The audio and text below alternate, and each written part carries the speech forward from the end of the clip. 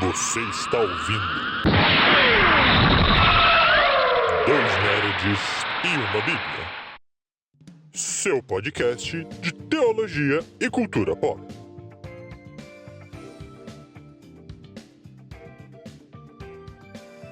Seja muito bem-vindo, meus amigos e minhas amigas, a mais um Dois Nerds e uma Bíblia, o seu podcast de teologia e cultura pop. Eu sou o Beto, sempre com vocês aqui, seu host de plantão favorito, e comigo aqui o meu bom e velho amiguinho, o Lucas. E aí, pessoal, sejam bem-vindos a mais um Dois Nerds e uma Bíblia.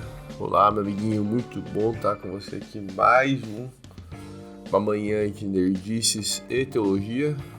Talvez hoje mais teologia do que nerdices. E ajuda a gente, curte, comenta, compartilha, faz tudo que o agregador pede pra você fazer aí. Afinal, se esse conteúdo é bom, tá te abençoando e faz você se divertir um pouquinho ou aprender um pouco mais, não guarde só pra você, compartilhe com outras pessoas e ajude o Dois Nerds a ir se tornando conhecido aí pelo pessoal do seu ciclo de amizades. É isso, e hoje realmente um tema mais teológico, mais igreja. Vamos falar sobre o batismo no Espírito Santo.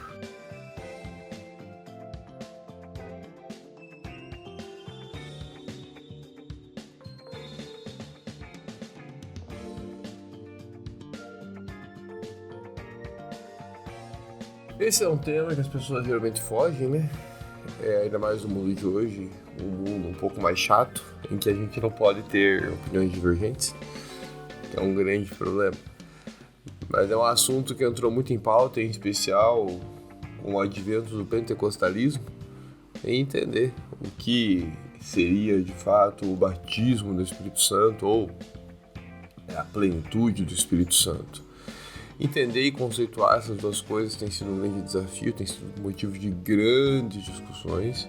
E eu já quero deixar muito claro aqui, nossa pretensão não é ofender aqueles que têm uma percepção um pouco diferente, mas é trazer aquilo que nós temos entendido que é a perspectiva bíblica. Temos aqui também dois teólogos que não são convergentes em todas as questões teológicas. Meu amiguinho, por exemplo, vem de âmbito pentecostal. Eu, apesar de ter origens pentecostais, hoje não estou em uma igreja pentecostal. Então nossa perspectiva não é enviesada para um lado especificamente, porque temos visões teológicas diferentes, mas vamos nos ater a esse assunto estritamente aquilo que o próprio texto bíblico traz para nós, e onde tiver diversidade de interpretação, a gente apresenta a diversidade de interpretação. Se é que temos. Se é que temos. É isso aí. E acho que é legal começar, né, meu amiguinho, com relação ao próprio conceito, né, do que a gente está falando sobre o batismo do Espírito Santo. Esse talvez seja um dos... Conceituar talvez já seja o primeiro grande desafio. Que há aqueles que entendem que batismo no Espírito Santo é o recebimento do Espírito Santo no ato da conversão. Então você tem ali o batismo no Espírito Santo como recebimento do Espírito no ato da sua conversão, ou o recebimento do dom do Espírito, como alguns também o chamam. E esse Espírito, ele, a partir do momento que ele habita nesse indivíduo, ele poderá lhe conferir posteriormente a esse ingresso dons. Não um dom específico, mas dons. Os dons que ele achar pertinente para aquela pessoa. Por outro lado, nós temos aqueles que creem que você se converte, você recebe o Espírito Santo, mas você teria um segundo batismo. Né? Então tem esse primeiro batismo, que seria o recebimento do dom, o Espírito Santo passa a habitar em você, e teríamos um segundo batismo, que daí sim seria um batismo com a manifestação de um dom específico, que é o dom de falar em línguas. Então nós temos esses dois conceitos que vêm à tona e que são talvez os grandes pontos divergentes entre o pentecostalismo clássico e as igrejas históricas e suas perspectivas a respeito do recebimento do Espírito Santo. Qual desses conceitos, há divergência bíblica desses dois conceitos ou temos como caminhar numa consonância? Essa é a próxima pergunta que a gente vai tentar responder. Delicado. Tem algumas pessoas que gostam de trazer muitas interpretações aleatórias, assim, tipo, diferentes dessas duas. Mas eu acho que essas duas são as mais tradicionais e as mais, assim, pautadas biblicamente falando. Eu acho que não vale nem a pena a gente ficar abrindo muito os detalhes aqui de como ocorre um ou outro. E também teria a questão do neopentecostalismo, que eu também acho melhor a gente deixar de fora. Então, caso você esteja em uma comunidade que você perceba, puxa, mas o pessoal na minha igreja meio que ensina diferente. Faz parte, acontece, tem. A gente está indo por essas duas que são aí as tradicionais. Como o amiguinho disse, o pentecostalismo tradicional, que é começa aí, sei lá em que ano Rua Azusa, 70, sei lá. E o tradicionalismo bíblico que vem meio aí que numa pegada reforma em diante, né? Então, a gente tá se limitando nisso realmente pra gente não abrir muito escopo. Mas, obviamente, existe uma diversidade, uma pluralidade de interpretações e doutrinas bíblicas. E, biblicamente falando, o assunto do batismo do Espírito Santo, a gente poderia dizer, vamos pra Bíblia, conceituar segundo o que tá lá, não tem por que divergir. Existem 7 menções no Novo Testamento ao batismo no Espírito Santo, e apenas 7, mais nada. E essas 7 vezes, elas são divididas ainda em algumas passagens. Então você tem, por exemplo, o batismo no Espírito Santo nos Evangelhos. João Batista cita o batismo no Espírito Santo, e ele, inclusive, menciona que estava para vir alguém que batizaria com o Espírito Santo. Esse alguém é Jesus. Então, dessas 7, tem as vezes que João Batista anunciou que seria o próprio Jesus aquele que batizaria com o Espírito Santo. Temos aí Atos, talvez onde seja mais conhecido, os eventos que estão associados ali com o Pentecostes, e também os eventos que vão ocorrer com todos aqueles que se convertem e recebem imposição de mãos por parte de um apóstolo. É o caso, por exemplo, de Cornélio e sua família em Atos 10, que é um evento posterior ao Pentecostes, onde ele vai receber o dom do Espírito Santo junto com a sua família. É o caso também dos Efésios em Atos 20, onde eles também vão receber o dom do Espírito Santo através da imposição de mãos. E por fim temos em Coríntios 12, a última menção a um batismo do Espírito Santo, onde o apóstolo Paulo fala sobre um só batismo, uma só fé e tudo mais. Ali já num texto vinculado aos dons espirituais mesmo. De qualquer forma, são poucos textos. São poucos textos, 7, parece muito, mas não. São poucos textos que mencionem sobre esse assunto. E nenhum deles conceitua propriamente dito o que é batismo no Espírito Santo. Ele apenas cita como se fosse algo que todo mundo tivesse obrigação de saber o que é esse negócio. Então nós temos esse grande desafio. Com base nisso, como que a gente tem entendido o conceito talvez mais adequado, vamos dizer assim, de batismo no Espírito Santo? É algo que Jesus faz, algo que acontece a partir do ministério de Jesus, não é algo que antecede esse ministério, conforme pregou João Batista. Então Jesus é quem inicia a fase da história onde vão acontecer esses batismos no Espírito Santo, e é algo associado com a conversão.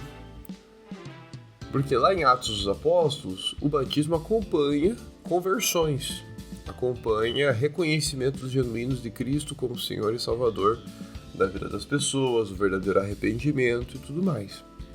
Então parece-nos que esse batismo é um evento que ocorre no ato de conversão.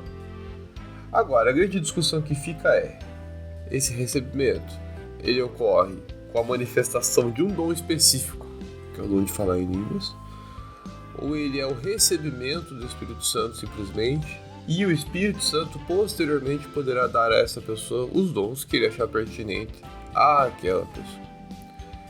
E talvez para entender isso a gente tem um outro problema que nós temos que tentar entender, que é o problema do Pentecostes. O que foi o Pentecostes, o que aconteceu ali. E aí entender também um pouco Atos, o que está acontecendo em Atos dos Apóstolos, para depois a gente tentar entender o que acontece com os cristãos hoje. E aqui também vamos ter divergência, eu creio que aqui é a grande divergência. As igrejas históricas têm interpretado Pentecostes e Atos de uma forma um pouco diferente de como os pentecostais têm interpretado. Então aqui entra talvez o grande ponto de divergência entre essas duas visões teológica.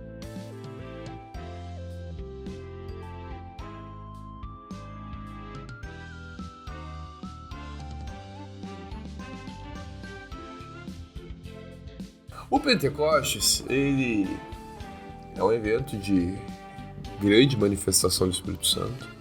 A gente vê que os discípulos presos dentro das casas, escondidos, temerosos, sair, esperando o cumprimento da promessa também, mas temerosos porque há uma forte perseguição contra eles por parte dos judeus ali na região.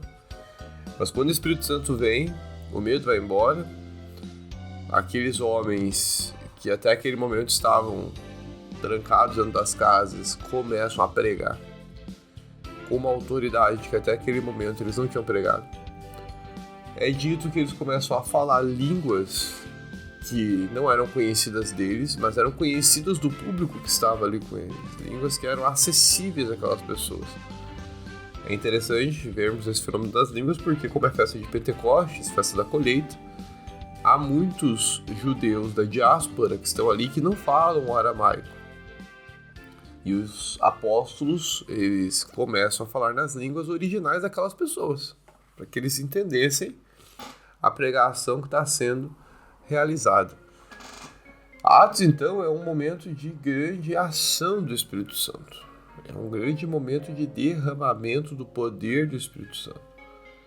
É um evento único da história, não temos como comparar. O que o Espírito Santo faz em Atos dos Apóstolos faz com que a igreja se desenvolva de uma forma muito intensa e rápida num curto período de tempo. O Espírito Santo faz algo extraordinário naquele dia. E ele o faz justamente porque a igreja precisa iniciar. Nós estamos no momento em que Cristo já não está mais ali com seus discípulos, estão apenas os seus seguidores. Só que esses homens sozinhos não vão conseguir realizar aquilo que tem que ser realizado.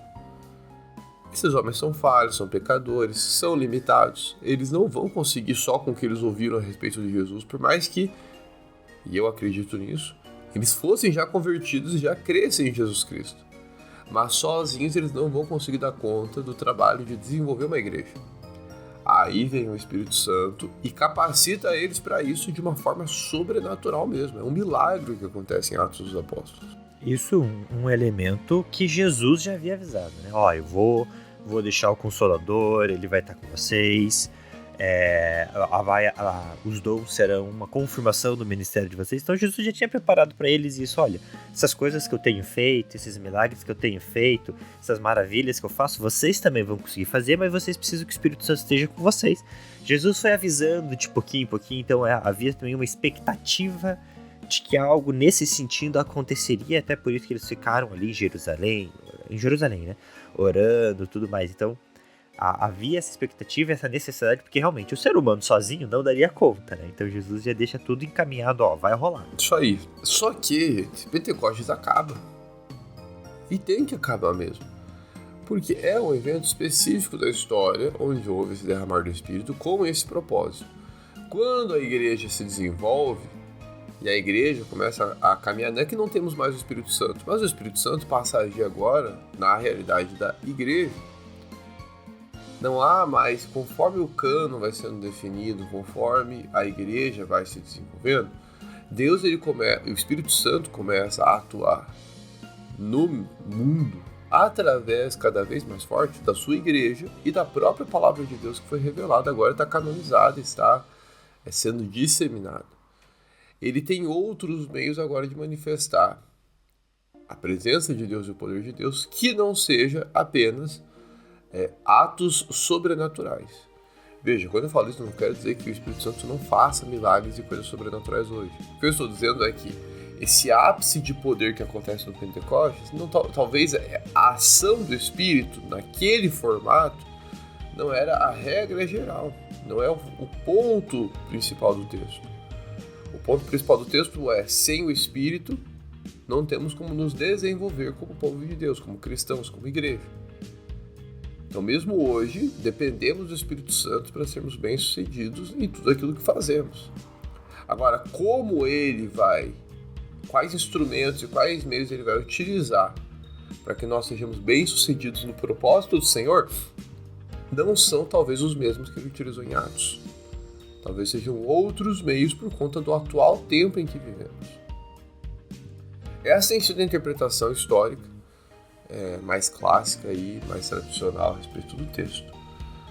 Os pentecostais, clássicos em especial, não sei se hoje ainda concordam com isso ou não. Estou falando do pentecostalismo clássico mesmo, aquele da sua origem, ali no final do 19, início do 20, com as Assembleias de Deus, com a Congregação Cristã do Brasil, que são as duas igrejas que fundam o pentecostalismo aqui no Brasil. A ideia do pentecostalismo clássico é, assim que você se converte, existe a manifestação do dom de línguas. Porque foi isso que aconteceu em Atos. Em Atos, de fato, as pessoas se convertem e falam em línguas. E não temos como discordar disso, está no texto mesmo, não tem o que discordar. É fato que em Atos dos Apóstolos, quem se converte recebe o dom de línguas. Isso é indiscutível. Então, os pentecostais fundamentam-se no próprio argumento histórico que está relatado em Atos dos Apóstolos para defender que no ato da conversão existe o dom de línguas, e esse texto tem que ser absorvido por nós na forma como ele está sendo apresentado, né? Poderia trazer aqui as cartas paulinas também à tona, talvez para ajudarmos a entender esse assunto, mas como na nossa pauta dá para falar delas ainda daqui a pouquinho, a gente não precisa entrar nesse assunto ainda agora, das cartas paulinas. O ponto muito importante para a gente ter aqui, que é essencial e é aquilo que a gente não pode fugir, né? É isso, né? O Espírito ele vem para auxiliar o homem, para o homem poder ter a capacidade de realizar essa missão nos deixada por Deus. É muito importante a gente colocar sempre isso à tona. Há um motivo para o qual o Espírito age na vida das pessoas, seja aí através dos dons, de todos esses acontecimentos. É para a missão, né? E isso vai acontecer conforme a vontade de Deus, conforme a vontade do Espírito. Então isso é muito importante a gente ter essa mentalidade. Quando o Lucas fala, né, porque hoje estamos em outra situação, né? Aquela situação aconteceu, o Pentecostes era necessário, foi um derramar. Hoje temos outro contexto histórico. Isso é muito interessante quando a gente olha relatos de outras igrejas, em outras condições sociais, em outros países. A gente vê um agir de Deus muito diferenciado. A gente vê lugares onde tem maior ação do Espírito, nesse sentido de milagres, coisas sobrenaturais. A gente tem lugares que tem menor ação, como aqui. Então é muito interessante, muito importante a gente entender que o Espírito vai agir conforme a situação que aquele lugar está, para que faça sentido naquele lugar, né? E a gente nunca pode limitar as ações do Espírito e de Deus. Eu acho que esse é um ponto muito importante. Não, porque o Espírito, Deus não vai fazer isso, Deus não faz isso. Nós nunca podemos falar o que ele faz e o que ele não faz, né? Não é nosso encargo falar o que Deus pode fazer. Se ele quiser fazer, ele vai fazer. Então, cada realidade, cada situação... E aí as pessoas querem transformar isso em regra, né? Então a gente teve aí, eu acho que foi ano passado, aquela universidade nos Estados Unidos, né? Que teve aquele movimento de um culto que durou a semana. Não, porque a gente tem que replicar isso. Não tem que replicar nada. A gente tem que respeitar a ação do Espírito no lugar específico, porque aquele lugar necessitava de uma ação do Espírito daquela forma. Aquela universidade precisava de um culto. A gente tem que olhar, se inspirar e falar que Deus possa agir conforme Ele deseja em cada lugar. E aí nos dispormos a realizar isso conforme os dons. Porque às vezes ali às vezes nem aconteceu nenhuma oração no Espírito, nem nenhum milagre. O fato deles ficarem em louvor, culto e palavra já é a ação do dom do Espírito. A gente às vezes também quer... Não, porque o dom do Espírito é sair andando pela parede, andando em cima d'água. Às vezes não. O simples fato da gente ler a Bíblia e Deus falar com a gente já é dom do Espírito. É importante também falar isso, como alguém trouxe. Em especial porque essa não crença na ação do Espírito foi considerado por muito tempo uma doença das igrejas históricas, né? Ainda hoje existem aqueles que fazem piadas, né, com as igrejas mais tradicionais ou históricas, dizendo que não tem Espírito ali e tudo mais. Não, o Espírito Santo é a terceira pessoa da Trindade. É bíblico, não é coisa que tem que ser interpretada por alguém. Ele é real e sem ele não temos como fazer nada. Não há obra do Senhor que permaneça se o Espírito Santo não capacita a sua igreja para realizar. Então ele continua ativo e os tradicionais creem nele também. Então, os históricos creem nele porque a Bíblia fala que é assim e a terceira pessoa está em ação. Talvez seja importante também citar, em especial, se entendermos que o batismo no Espírito é um dom, né, o dom de falar em línguas em especial, sobre dons, né, porque existe um debate também, não é nossa pretensão se estender nesse debate. Não é esse a pauta principal, mas só para os irmãos saberem. Tem aqueles que creem que os dons continuaram e que os dons cessaram. Né? Então, como assim os dons cessaram? Então não tem mais dons espirituais? Não é que não tenha todos, mas existe uma linha na teologia que defende, né, que os dons mais miraculosos eles não estão mais ativos na igreja, justamente por causa dessa questão de contextos.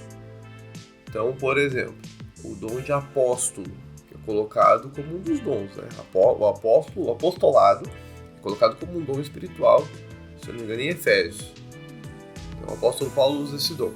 Nos dias de hoje, muitos desses cessacionistas, que a gente chama, acreditam que não existe mais o dom do apostolado. Por isso que a gente não atribui mais esse título a ninguém. Os cessacionistas também, por exemplo, têm o dom de cura. O dom de cura também não há mais uma necessidade de existir. O dom de falar em línguas estranhas também não. Por que esses dons existem mais na perspectiva cessacionista? Por causa daquilo que mencionamos antes. Conforme o cânon foi sendo desenvolvido, conforme a igreja foi crescendo, o Espírito Santo ele foi utilizando outros instrumentos, outros meios para manifestar o seu poder, manifestar a sua vontade. E não foi mais utilizando esses outros dons. Né? A perspectiva continuista, que daí são aqueles que creem que os dons continuam ativos, creem que os dons estão aí à disposição ainda. Que se o Espírito quiser usar, ele pode usar. Talvez o que mudou é que o Espírito não use mais tanto esses outros dons mais miraculosos.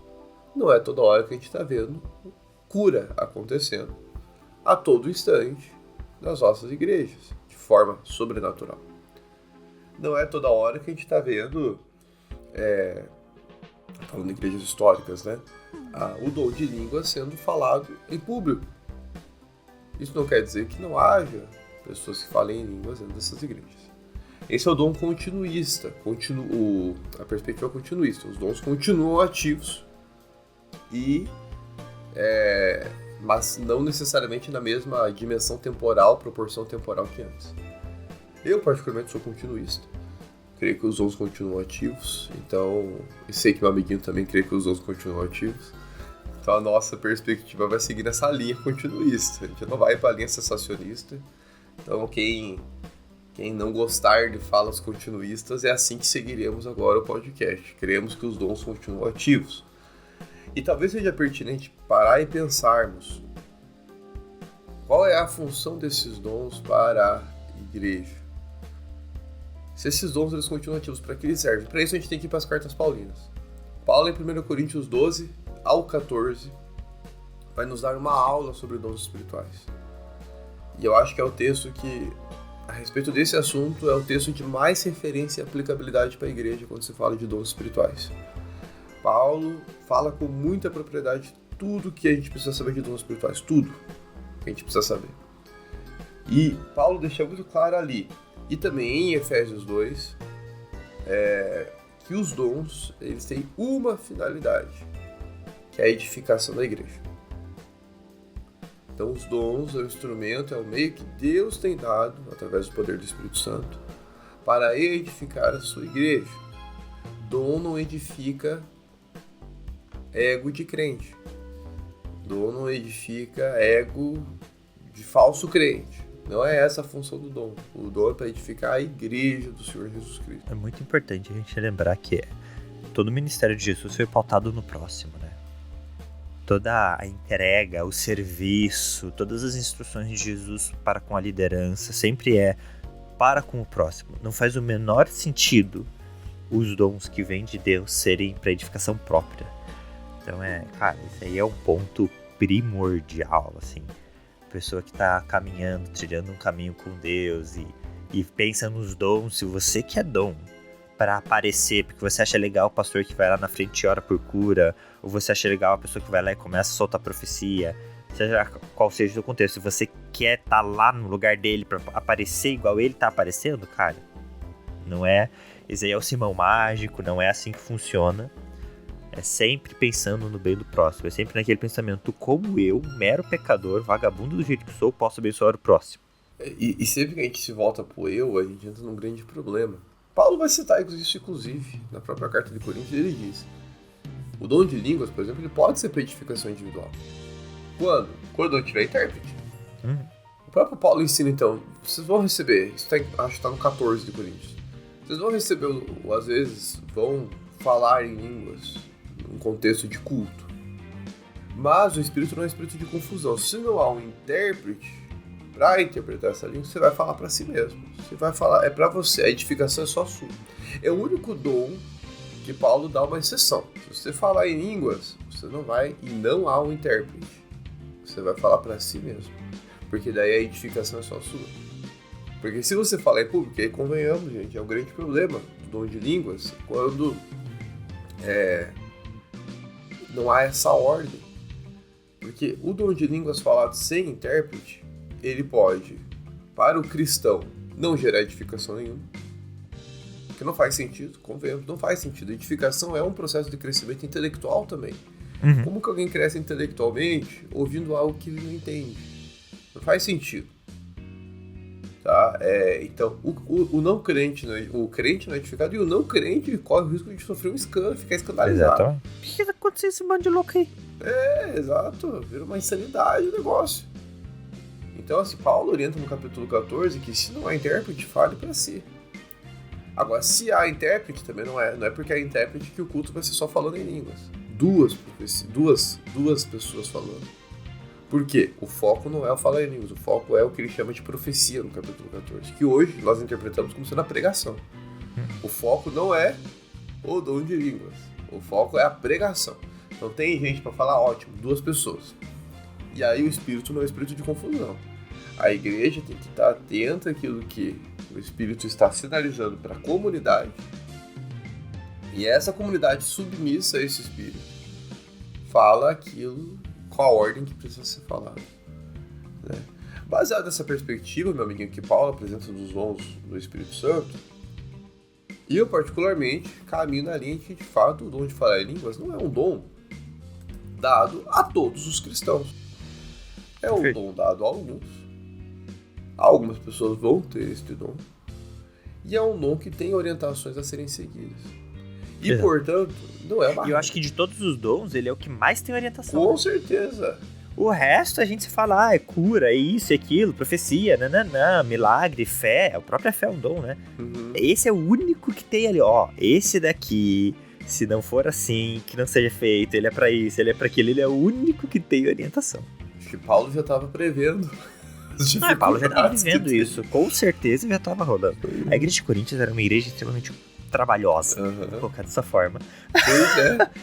Eles precisavam desse cuidado espiritual, porque havia um sincretismo e uma religiosidade pagã muito forte na cidade, que estava influenciando muito a igreja de Corinto. Então havia essa necessidade de Paulo ser um pouco mais rigoroso com eles. Vejam, leiam Coríntios e comparem com outros textos de Paulo. Ele é bem mais rigoroso em Coríntios, por causa disso. Mas realmente, eu vou na tua, amiguinho, eu vou na tua. Eu não imagino, não consigo visualizar essa obrigatoriedade tão exigente do dom de línguas. Até como alguém que vem de um contexto pentecostal, né, cresço numa família, do pastorado batista independente, que é irmã da Assembleia de Deus ali, em sua formação, eu não visualizo dessa forma, e pelo contrário, exatamente essa obrigatoriedade que muitas das igrejas colocam, que eu vejo um distanciamento de algumas pessoas que se sentem deslocadas, se sentem pecadoras, se sentem não crentes, porque simplesmente não conseguem. Se sentem numa obrigatoriedade de falar em línguas quando eu acho que não é a vontade de Deus para a vida delas.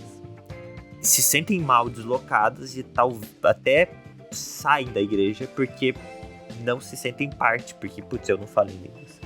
Então eu acho que é um tipo de pensamento que mais separa do que une, o que é um pensamento que para mim não faz sentido dentro de um cristianismo, onde o objetivo é sempre a união e trazer as pessoas para perto de Deus.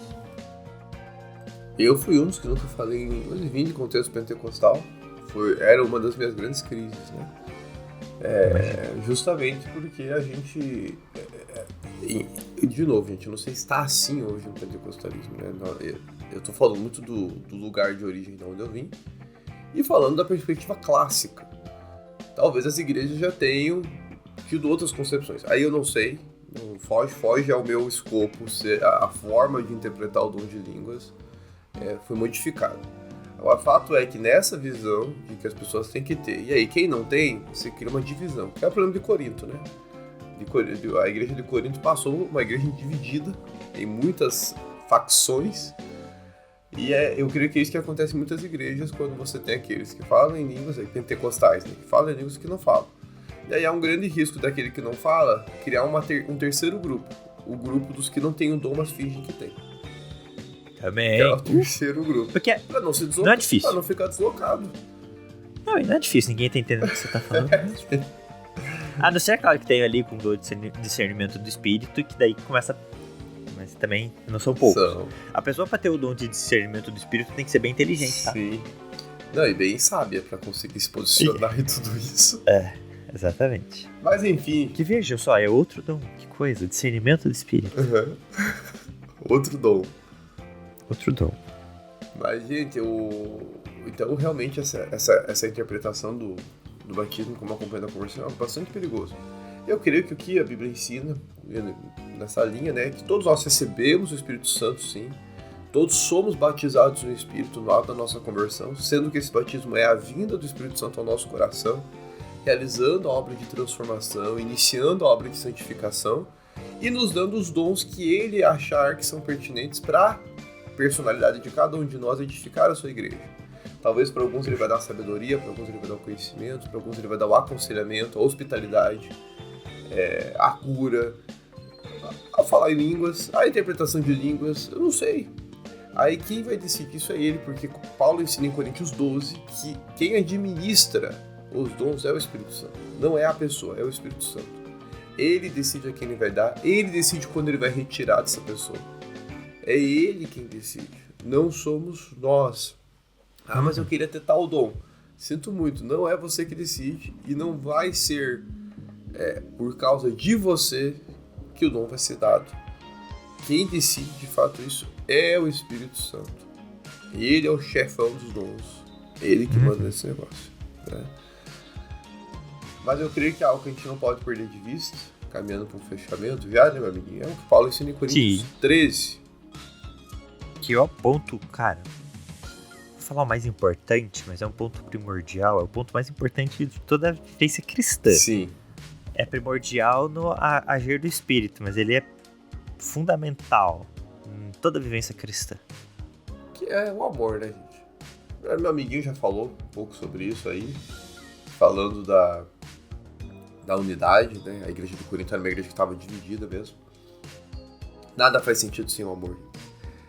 Paulo começa Coríntios 13 falando ainda que você fale qualquer língua, fale todas as línguas, ainda que você seja um mártir, ofereça seu corpo para ser lançado no fogo, ainda que você faça coisas extraordinárias e sobrenaturais, se não há amor, isso que você está fazendo, é tudo vão. No final das contas, os dons eles servem para edificar a igreja, e para edificar a igreja precisa haver amor. A gente precisa viver esse sacrifício, essa empatia, esse sacrifício constante que é a proposta do amor no cristianismo, porque se não o fizermos, tudo que fazemos vai ser vão. De todos esses dons espirituais que existem aqui. É isso, o amor é um ponto principal. A entrega de Jesus é pautada no amor. Jesus nos ensina a amar os nossos inimigos, Jesus nos ensina a cuidar dos desafortunados, a cuidar dos abandonados, a derramar amor e graça na vida dos outros. Vai fazer o menor sentido a gente pegar esse dom do Espírito para se vangloriar, para se achar melhor, para se achar mais santo. Nunca é sobre isso, é sempre sobre a missão maior, que é a missão de Jesus, que é a missão de amor. Então se você vai lá, ora por uma pessoa no momento de culto, acontece uma cura, essa pessoa é curada e acaba o culto e você sai xingando o irmãozinho que não abriu a porta porque você queria passar, cara, na moral, tá tudo errado. E aí, mas eu orei e a cura aconteceu. Não mas é que Jesus usa o jumento também. Deus usa até uma pedra se precisar para adorar ele. Então, Deus não vai deixar de colocar a bênção dele naquele que precisa da cura. Ele usa qualquer um. Isaías chama Nero de servo do Senhor. Então, Ciro, desculpa. O que eu tô pirando o cabeção aqui? Usa Ciro. Nero não. Usa Ciro. Se duvidar, usa Ciro como servo do Senhor. Então assim, cara, Deus usa qualquer um. Então não é sobre você, é sobre ser usado. A bênção vai vir aí na vida daqueles que têm uma fé genuína e precisam. Não se ache grande coisa não, só porque você foi usado. Se sinta, claro, honrado de ser sido usado, mas é isso. Isso aí. Paulo é interessante pegar também, né? O Coríntios 13 ele vem nesse interlúdio do 12 e do 14. No 12 ele dá orientações gerais sobre o Espírito. No 13 ele destaca que sem amor nenhum dos dons do Espírito faz sentido. E no 14 ele fala da ordem do culto, em especial falando do dom de profecia e do dom de línguas. É o grande manual de Paulo a respeito dos dons espirituais. Mas não esqueçam o amor. Eu acho muito legal ele fazer esse interlúdio a respeito do amor, que é aquilo que permanece. Paulo, no final das contas, vai mostrar isso para nós. O que vai permanecer no final das contas não é o dom de falar em línguas, não é o dom de curar, nada disso. O que permanece no final das contas é o amor. É a única coisa que vai ficar, é a única coisa que vai ser lembrada. Então que não deixemos de lado aquilo que é o mais importante quando a gente fala dos dons espirituais. Às vezes nos debates entre pentecostais e igrejas históricas, há muita falta desse amor. Aí eu fico sempre me pensando, né? Cadê o amor que é proposto em Coríntios 13?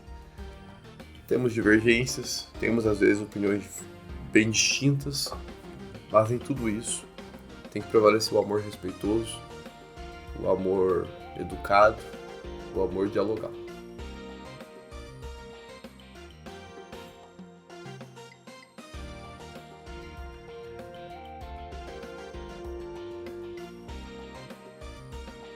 É isso então, meu povo, um cast cheio de conteúdo bíblico, teologia e realmente uma preocupação genuína no nosso coração. A gente, como pessoas que estamos em realidades diferentes, a gente sempre se demos bem nesse assunto, né, amiguinho? Nunca brigamos quanto a isso. Não. E porque a gente não vai brigar mesmo.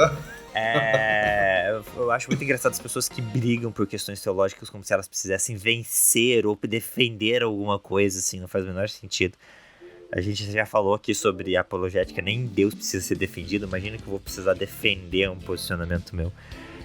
Mas é um pouquinho, a nossa preocupação geral principal é essa: vamos nos amar e vamos respeitar cada denominação. Cara, cada denominação existe por causa disso. Se você tá numa igreja que você acha que tá vivendo o cristianismo de uma forma que você não consegue concordar, procura uma outra, vai pra uma presbiteriana da vida. Ou se você tá numa igreja que você acha que tá falta ação do Espírito, vai aí pra uma pentecostal, procura uma comunidade mais atual, sei lá. Escolha aí, existe diversas igrejas, denominações, e é para isso, para que cada um possa servir a Deus da forma que foi chamado a servir. E não vamos limitar a ação, né? Cuidado colocar Deus numa caixinha. Com certeza. E todas essas igrejas, na sua diversidade, vão contribuir para o crescimento do reino de Deus. Essa é a coisa mais linda que a gente vê no texto bíblico. Muito bom estar com você, exatamente, meu amiguinho. Muito bom estar com vocês. Pessoal, não esquece de curtir se ainda não fez isso, comentar, fazer qualquer coisa que o cast está pedindo pra você fazer. E faz, ajuda a gente. E até o próximo cast. Um beijo e um queijo.